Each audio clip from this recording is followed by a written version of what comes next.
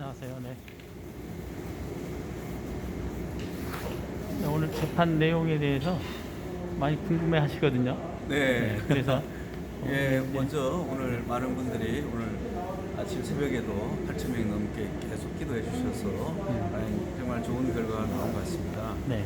사실 이 항소삼실부 허선아 부장님이나 이 재판부도 이 사건이 워낙 정치적으로 하니까 많이 힘들어 하셨고, 그래서 물론 우리가 보석 취소한 부분 때문에 우리한테 불리하게 하지 않을까라고 생각을 했지만, 제가 재판하는 과정에서는 저희가 첫 번째 4월 20일 날 1차 보석을 받을 때도 허선아 부장님과 재판장님 잘 해주셨어요. 저는 개인적으로 그런 걸 많이 느꼈고, 두 번째 이제 저희가 이 고난 사건에 대해서 제일 중요했던 게 왜 이 목사님이 작년 12월 2일, 5일, 7일, 9일 이런 연설을 하게 됐는가. 그것이 선거를 앞두고 한 것이 아니라 목사님이 지난 10년 동안 강화문에서 일관되게 대한민국 바로 세우기 국민운동 본부를 만드셔서, 우리가 말하는 대국군을 만드셔서 대한민국과 헌법을 지켜야 된다. 그걸 얘기하셨던 것이고, 또 특별히 이제 6월 8일, 작년 6월 8일 시국선언 하게 될 당시에 그때 선거를 목적으로 한 것이 아니었고, 목사님 간증에서 말씀하신 것처럼 새벽에 성령의 음성을 듣고 또 그것을 그냥 한 것이 아니라 제가 그 전문가분들, 우리가 말하는 이재호 장관님, 최광 장관님, 이충곤 박사님, 이동훈 교수님 이런 분들의 전문가를 통해서 그걸 확증을 하고 그때부터 했던 것이다. 그러니까 선거를 목적으로 한 것이 절대 아니다 라고 하는 부분을 하고 그 증언을 채택해 달라고 했었습니다. 그래서 그때 네 분의 증언이 참 감동적이었고, 아마 그 증인 신문 조서가 이제 제가 받았는데 그걸 나중에 많은 분들이 유튜브를 보시거나 아니면 파일로 받으시거나 아니면 책으로 보시면 왜 목사님이 지난 1년간 강화문에서 했던 그 내용이 써머리가 된 겁니다. 왜 이런 얘기를 하게 되셨는지, 목사님 개인적으로 한 것이 아니라 각 분야의 전문가들로부터 너무 위험하다는 얘기를 듣고 그 부분에 대해서 경고를 했던 것이고, 그리고 원전 문제는 최근에 지금 감사원에서 최재형 감사원장님이 감사 결과가 다 드러났지 않습니까? 네. 그러니까 목사님 사실 그 내용을 모르셨지만 여러 전문가들이 그런 부분이 있었다. 그 다음에 4대강 부분도 올 수혜를 통해서 4대강이 얼마나 의미가 있었던 걸 얘기를 했지 않습니까? 국제 외교 문제도 그렇고, 그 다음에 가장 근본적으로 주사파 성향인 그런 부분에 대해서 얘기를 했던 것이거든요. 그래서 이번에 선거법과 동시에 명예훼손이 서로가 연관이 동전의 앞뒤면처럼 연관이 돼 있을 수밖에 네네. 없었던 거예요. 그래서 했었는데 오늘 그 사이에 또 김경수 재판에서 1심에서 유죄됐던 것이 항소심에서 무죄가 났지 않습니까? 그것이 아주 중요한 또 우리에겐 좋은 자료가 됐어요. 그래서 이번에 전국 무죄가 난 첫 번째 근거에 대해서 재판장님이 이렇게 먼저 얘기했습니다. 오늘 선고하기 전에 첫 번째, 오늘 선고는 공직선거법과 명예훼손에 대한 것만 내가 하는 것이지 감염법이라든가 8.15 집회법 이게 아니다. 이렇게 오해하지 마라라고 먼저 얘기했고요. 그 다음에 두 번째로 오늘 재판의 가장 근본적인 게 우리가 헌법에 있는 표현의 자유, 특별히 정치적 표현의 자유에 대한 부분을 우리가 근간을 한다. 그렇기 때문에 우리가 자유가 있다 하더라도 일정한 공공복리라든가 국가 안보를 위해서 개인의 자유도 제한할 수 있죠. 그렇지만 그 제한도 아주 엄격해야 된다는 걸 먼저 전제를 했습니다. 그래서 제가 그때 그 말씀을 재판장이 하시기에 이제 무죄를 선고하시나 보다라고 제가 느꼈습니다. 그리고 실제로 저희가 변호인들이 주장했던 것과 마찬가지로 이것은 선거운동이 아니다. 왜냐하면 특정 후보를 전제로 한 것인데 후보가 나오지 않았다. 왜냐하면 후보가 한 부분은 3월 달이에요. 올해 3월 달에 4.15 총선한 그 후보가 됐는데 그 전 1월도 아니고 12월 달이었거든요. 근데 거기도 환경을 중심으로 한 자유우파가 해야 된다. 반대되는 개념은 자유우파 정당의 반대 개념을 목사님이 녹취록을 보면 주사파 정당이라고 했어요. 국내 주사파 정당이 어디 있어요? 자유우파 정당이 또 어디 있어요? 그런 개념이 아니에요. 그래서 우리가 헌법재판소의 결정과 그 다음에 대법원의 판례의 취지, 특별히 공직선거법의 입법 취지에 볼 때 특정 후보를 전제로 하지 않는 선거운동은 성립될 수 없다.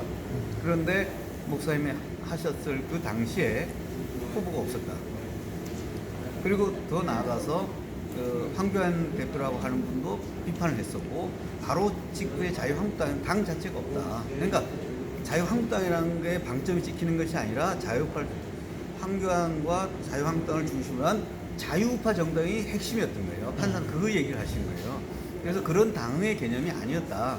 그래서 이거는 정치적 의사표현의 자유가 있는 것이고, 만약에 그렇지 않다고 한다면 우리가 예를 들어서 나는 당을 지지한다는 말도 하게 되면 우리가 사전운동으로 처벌받는다는 거예요. 이렇게 표현의 자유가 하는 것은 민주사회 우리 헌법의 근간이기 때문에 이걸 함부로 제약해서는 안 된다라고 하는 걸 아주 명시적으로 판결했어요. 그래서 오늘 이 판결이 목사님이 단순히 무죄 나오는 것이 더 중요한 것이 아니라 이 헌법적 가치에 대한 부분을 대단히 중시한 그런 판례를 했고, 그 다음에 선거법과 관련된 걸 총 서머리를 잘 해주셨던 거예요.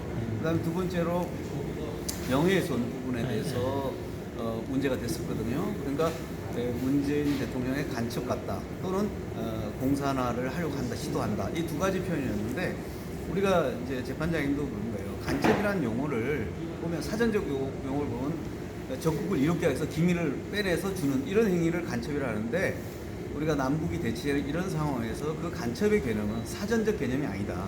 우리가 통칭하는 개념이에요. 일반인들이 쓰는 개념은 너 간첩 같다, 너 왜 간첩 그런 사람 동지하느냐, 이런 표현이었다. 그래서 이것은 어떤 사실을 적시하거나, 그러니까 사실이냐 허위사실이냐 얘기가 아니라 사실을 적시한 바가 없다는 거예요. 그러니까 무슨 말이냐면 비유적인 표현, 수사적인 표현, 이런 표현을 본 거예요. 그러니까 명예훼손이라는 것은 어떤 사실을 적시하거나 허위사실을 적시해서 남을 비방하는 건데, 이거는 사실관계를 적시한 바가 없다라고 판단되는 거예요. 그래서 그리고 무엇보다도 목사님이 지적하는 것이 그냥 간첩 같다고 하는 것이 아니라 일정한 기준을 정했어요. 그게 뭐냐면 평창 동계올림픽에서 간첩의 왕 신영복을 존경한다. 그 다음에 서독의 간첩 윤희상을 존경한다. 그 다음에 우리가 말하는 육군의 김원봉을 한다고, 이런 말 자체를 적시하면서 했기 때문에 이것은 그거에 대해서 간첩이란 표현이 사전적 간첩이 아니라 간첩을 같은 북한을 지지하거나 동조하는 자의 개념으로 통칭을 쓴 것이다. 그래서 이거는 사실 적시 자체가 아니다. 그리고 무엇보다도 공적 인물에 대해서, 정치인에 대해서 비판은 좀 더 엄격한 기준이 돼야지. 그렇다면 누가 비판적인 의견을 내면 다 형사처벌이 되면 우리가 헌법에 의한 표현의 자유가 너무 제약이 많다. 그래서 그 정도는 공적 지위에 있는 분이 감내할 수준이다. 그러니까 공산의 길로 가지 말아달라. 그 다음에 개인적으로 사상의 어떤 자유를 갖는 건 맞지만 대통령으로서 그런 지위에서 하는 것은 부적절하다라고 하는 취지에서 전부 무죄를 내린 것입니다. 그래서 우리가 일반적으로 생각하는 범죄 증명이 없어서 무죄를 내는 것과 달리 좀 더 명확한 판례를 내려주신 것 같아요. 지금 교회 예배와 관련해서도 헌법적 가치에 대한 부분이 또 충돌이 일어나고 있는 것 같아요. 그러니까 예배의 자유, 그 다음 정치 자유의 가장 근간인 사상의 자유, 종교의 자유와 그 다음에 일반 국민의 보건권, 이것이 충돌될 때 어느 지점을 해야 될 것이냐라고 하는 부분을 아마 또 이번에 기소된 여러 가지 사건들이 있을 것인데, 오히려 그걸 통해서 또 새로운 기준점을 다시 할 수 있는 계기가 되지 않을까라는 생각이 들고요. 또 제가 목사님이 이렇게 구속이 무죄 날 사안임에도 불구하고 오랫동안 구금된 건 안타까운 일인데, 돌이켜 생각해보면 유익한 부분이 있었어요. 그게 뭐냐면, 잘 아다시피 8.25 집회 때 목사님 보석이 취소되지 않으셨다면 우리가 말하는 광역수사대 제1번 타겟이 누구예요? 목사님이죠. 그러니까 영장 청구를 또 당하셨을 것이고, 또 8.25 집회와 관련해서 우리 김경재 총재님과 김수열 대표님이 구속되다 이번에 나오셨지만 그분은 하범이에요. 그러니까 주범이 누구예요? 목사님은 또 영장 청구를 당연히 당하셨던 거예요. 그리고 또 이번에 교회 사건만 하더라도 또 조사하는 걸 보니까 목사님이 다 지시한 걸로 또 잡고 있는 거예요. 그러니까 그런 모든 수사를 하려고 했는데 그것이 아닌 걸로 다 끝이 났지만, 어쩌면 목사님한테 그런 계속 수모를 주지 않았을까. 그런데 그래서 어떤 면에서 목사님이 잠시 피신하는 듯하면서 하신 것 같고 또 많은 사람들이 이 정부가 잘못했구나라는 걸 이제 다 밝혀주는 그런 계기가 됐던 것 같아요. 그래서 많은 분들이 또 합심해서 기도하고 어제 저녁 금요 철야에도 하고 또 새벽에도 그렇게 많은 분들이 기도했는데 결국은 목사님을 중심으로 해서 많은 분들이 이렇게 구심적으로 모아지는 그런 계기가 되었던 것 같습니다. 근데 궁금한 게 네. 1심 재판 결과라고 했거든요. 1심이라고 나왔는데 그런데 네, 또 물론 1심이죠. 1심이니까 항소를 할 수 있습니다. 네. 그러나 제가 봤을 때는 판결이 이게 어떤 사실관계 증거가 맞냐 안 맞냐 이런 개념이 아니에요. 네. 이거 대원칙에 대해서 쭉 했기 때문에 네. 물론 이 목사님 사건은 1심, 2심, 3 대법원까지는 갈 겁니다. 네. 근데 항소심 가도 바뀌기가 어렵습니다. 아. 왜냐하면 서울 고등에서 이미 김경수 재판에서 유죄 난 걸 무죄를 해줄 정도예요. 아. 그럼 이 목사님 사건은 이미 무죄 난 걸 또 간다고 하더라도 고등법원에서 이미 같은 기조의 판례를 내려놨어요. 네. 그러니까 특정 후보자를 전제하지 않는 선거운동이라는 건 없다는 개념이에요. 네. 그래서 김경수 재판에서도 뭐 나고야 무슨 총영사를 오사카 총영사를 제안했다 하더라도 어떤 후보가 없는데 제안했다고 한들 그게 어떻게 선거법 위반이냐라고 해서 무죄를 내려줬단 네. 말이죠. 그러면 목사님은 그것도 제안도 아니고 선거와 사회로 총선을 앞두고 당은 물론 후보도 없는데 무슨 하느냐. 그렇기 때문에 그런 걱정 안 하실 됩니다. 또 두 번째 간첩이라는 표현을 어떤 목사님이 어떤 없는 사실을 거짓말처럼 꾸며가지고 저 사람이 그런 간첩질을 했다 이렇게 말한 게 아니고 공적 대통령에서 평창 동계 올림픽 그 다음에 그6.25 국군 묘지에서의 꼭 대통령 연설 이런 객관적 사실을 가지고 한 거기 때문에 그에 대한 평가의 문제예요. 그걸 무엇보다도 처음에 검찰이 기소할 때는 대통령 문재인으로서의 명예훼손을 했다라고 했는데 이걸 공소장을 변경했어요. 그러니까 개인 문재인으로 했어요. 그러니까 개인 문재인 대통령이 아닌 개인 자격이었다면 목사님이 그렇게 할 일도 없고 무엇보다도 그 말을 한 지위가 어떻게 되냐면 공적 대통령 지위에서 말을 했었어요. 항상 연설을. 그 다음에 영부인이라는 전제예요. 그러니까 그 근거가 뭐냐면 서독의 윤희상의 묘지에 대통령의 영부인을 시켜서 헌화를 했다 이런 표현이에요. 개인이 한 게 아니고 대통령의 부인 자격으로 했다 이렇게 표현했거든요. 그러니까 개인 자격이 될 수 없었던 거예요. 그래서 그거는 전혀 걱정 안 하셔도 될 것 같아요. 네, 알겠습니다. 일반 사건하고는 내용이 전혀 다르거든요. 그래서 사실은 목사님이 구속됐던 것은 증거인멸 우려였습니다. 이게 고난 사건의 문제가 아니라 그때 한 열 몇 건에 대한 조사를 안 받으셨죠. 진술 거부를 하고 아예 안 받으셨으니까 그걸 빌미로 해서 일어났던 것이고요.